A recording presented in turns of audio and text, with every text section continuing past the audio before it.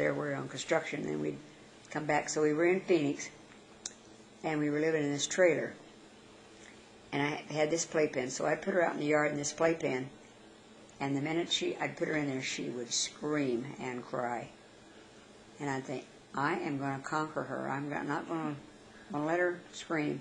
And I'd finally get so embarrassed, but that maybe the neighbors thinking I was mistreating her, so I'd go out and get her, and she would snub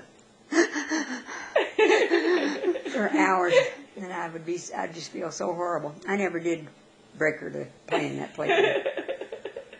But before she was born, we moved into Papa and Mama's house. They were living in a house at 24th Street in Southern, and Bill's mom and dad lived across the street in an old farmhouse. So we lived there, and I remember Pearl Harbor because we were sealing up this closet. This house was never completely finished. It had a closet where it was still, the lath and plaster showed. Okay. Yep. And so we had mice, and I was scared to death of a mouse. And I was just absolutely, I said, I can't stand to live in this house. So we decided we'd seal everything up so that mice couldn't get in. But we would set these traps, and we'd catch mice every night. And Grandpa would have to go take care of it because I couldn't stand to look at a mouse. And so we were in that closet, sealing that closet up when the news came over about Pearl Harbor. So that's where I was when that happened. Sealing up the closet so the mice in a closet. In. Sealing up this closet in this old house.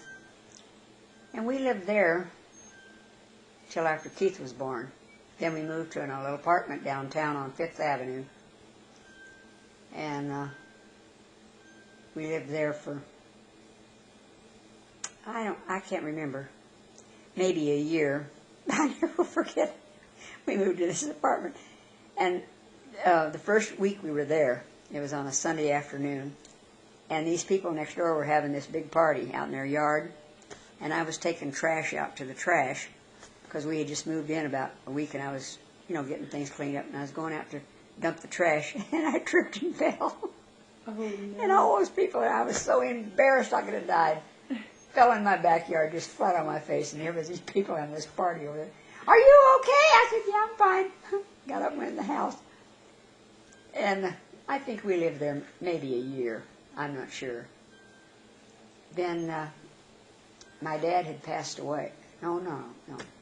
My mother and Dad had bought this property on Indian School Road. It was 4 little Spanish stucco houses. They were white, trimmed in green. They were cutest places. And they were all 2 bedrooms, 1 bath. And so then they were going to move to California because my dad had gotten real bad. He had sugar diabetes and had lost a leg. So they were going to go to L.A. to live. So she said Bill and I could live there in one of those places and take care of the rentals and all that to live there. So that's what we did. And we lived there till we moved to California, which was in 1947. Wow. And we bought our very first house. My mother loaned us some money to buy the house, and we bought this house in, at that time it was Bellflower, California. And it was 3 bedrooms and 1 bath and living room, dining room, and kitchen. And Grandpa had got a job at North American, and he had to drive every night clear to Inglewood in the fog. I mean, it was terrible foggy from Long Beach to there. So anyway, we lived there, and I think we lived there 7 years. And then we moved out to the San Fernando Valley and rented a place out there. And looking around for a house to buy, and we finally found that house in Tarzana.